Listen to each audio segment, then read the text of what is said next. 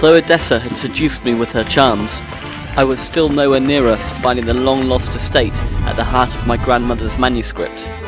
We had limited resources, and they were running out fast. Unless a significant breakthrough came around, it looked like our efforts might yield nothing.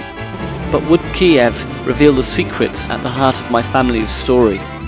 A researcher had organised a series of worthy tours for us, a filmic plan B we could use to bore schoolchildren with all over Britain and the US in case of abject failure at discovering the family estate.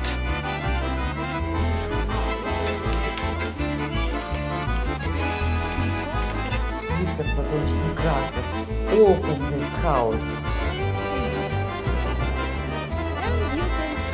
We were very excited to have been invited to the opera. I must admit that as the actors were taking their final bows, I felt a glum certainty that the curtain was also falling on my hopes of rediscovering the family estate.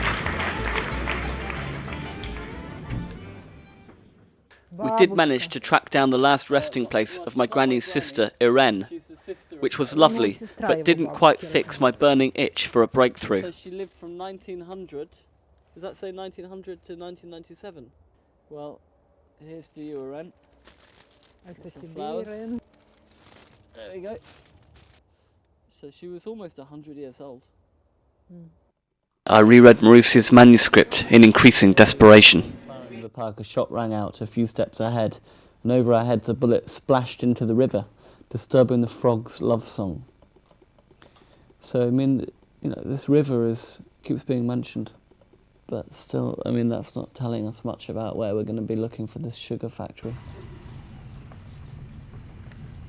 3 weeks and still no sign of the estate. Still, there was always tomorrow.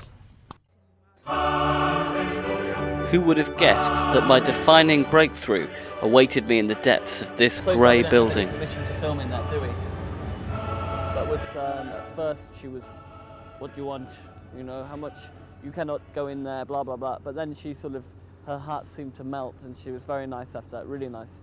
And she said, okay, the sugar factory could be located about two hours outside of Kiev. She seemed to know the name Dubnyovska, which is the name of, more or less, the name of the sugar factory. Eureka!